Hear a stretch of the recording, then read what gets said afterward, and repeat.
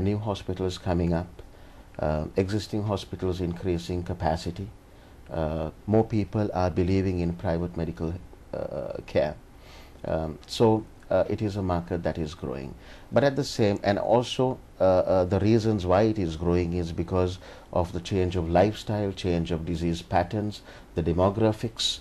We are an aging population, so there will be a lot of opportunity for healthcare even in future. And one of the things that we see in the private healthcare sector is that the low return on investment. Pricing is always a sensitive area. We are unable to increase pricing on par with the inflation in the country, and then we see that the margins of the hospitals are getting thinner and thinner due to so many different aspects. But things are improving, and this is a reason why even new investors are focusing on this market very much. So it's very good to have new players coming in. It's good to have capacities being increased so that there will be more competition, and as a result all of us will have to raise our standards, and which will ultimately benefit the patient. So that's actually an encouraging comment, the fact that the new players can come in and there's space for everybody, and also the competition will sort of raise the standards. But in the same time now, as people who've sort of been in the field, like the Lanka hospitals, what do you think is your duty and responsibility towards the new entrants, and also to the maybe the hospitals who are not doing that well? Is there anything in terms of, say, a social responsibility that you as a leader can take an initiative in fulfilling? Of course, yes, and one of the areas that we are focusing right now and planning is our social responsibility. In the past, we have been involved in this in a big way. In fact, we were Lanka hospitals, or at that time Apollo, we used to do heart surgeries for pediatrics or heart surgeries for children, totally free of cost, and we were focusing in this particular area. So currently we are putting up, it's a little too early for me to give you the details, but we are coming up with a very good social responsibility program, and as a hospital which is under the state control, we have that social responsibility to give something back to society. And as a first step, this is why we have revised our pricing strategy. Even though Lanka Hospitals is being seen as a hospital that caters to a particular segment, probably the upper middle class and the upper market, that is especially because of the structure of the hospital, because of the facilities that we have, because of the conveniences that we provide, the quality of the facilities and the personalized service and so on that we have.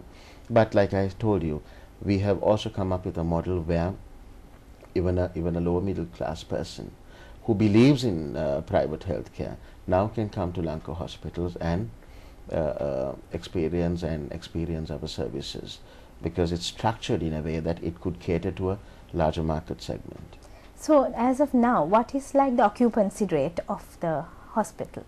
Well, our occupancies are pretty good, and of course, you know, we one of the areas that we have is that we need to come up with more rooms.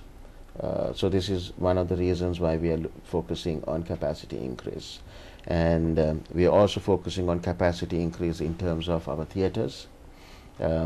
We, like I said, you know, we are also investing on new medical equipment, and right now, especially after the ownership change, especially after the new direction and the vision, Lanka hospitals have gone ahead, and gone ahead in the sense that we are already seeing very positive results, and the trend is continuing.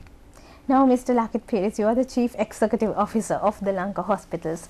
So, do give us a background about yourself and whether you've been in the healthcare sector and how you are sort of trying to add value in this sort of challenging role of taking Lanka Hospitals to where you want to take it with the chairman and the board of directors. what has your role been so far, your contribution, and what are your aspirations? I've right throughout been in the healthcare industry, not in the hospital industry, but in the healthcare industry, and over almost close upon 20 years. And I joined Lanka Hospitals Corporation in end of 2007. And you know that Lanka Hospitals has been, or Apollo has been, since its establishment in 2002. The hospital actually, where in terms of profitability, did not do too well, and we had continued losses, probably because our model was not right. Probably Apollo was going against the tide, did not understand the model that they need to adapt, because it was Apollo India which came and set up Apollo Colombo here. But of course, after I took over, that was the first year that we had a profit for the company. This is one area. But of course, where value addition is concerned, I'm a firm believer that people are the most valuable asset in an organization. We can invest in machinery, we can invest in equipment, we can plan strategies, we can do everything, but it is the people who will take the organization from one place to another. So this is why, as the CEO of Lanka Hospitals, I focus a lot on the processes and the people. These are the two most important areas.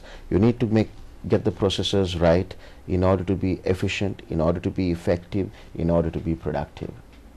And these processes will also have a direct bearing in the clinical outcomes, the quality of patient management. And people factor is the most important factor, because with loyal, dedicated, committed people, the organization can easily achieve its objective. So now you were emphasizing on the role of the people, right, and the service aspect. So what is the message as the CEO of such a hospital like that you can tell to the students who are medical students now, and also the nurses who are entering the profession of nursing and the medical profession? Because sometimes we see doctors who are at times not exactly kind to the patients. They also are on a sort of a strict time schedule, and they do the consult the patients at a rate, so sometimes the patient feel intimidated, and in that context we feel that we question as to whether it's exactly the service a doctor should render. So on along these lines, as with your experience, what is the message you can give? Well, one thing that you need to know is that this is a very noble profession, and the patients are not at the mercy of healthcare providers. They have their rights, they know what they really want, and it is the hospital and the caregivers who will have to meet those expectations. And this is the difference at Lanka Hospitals. We do things differently, and we focus a lot on patient care. We focus a lot on what the patients want. The human aspect plays a major role, and one of the things that a major area that we keep people training is on, if you take the nurses, the bedside etiquette. Other than the nursing care itself, the soft skills of our medical officers.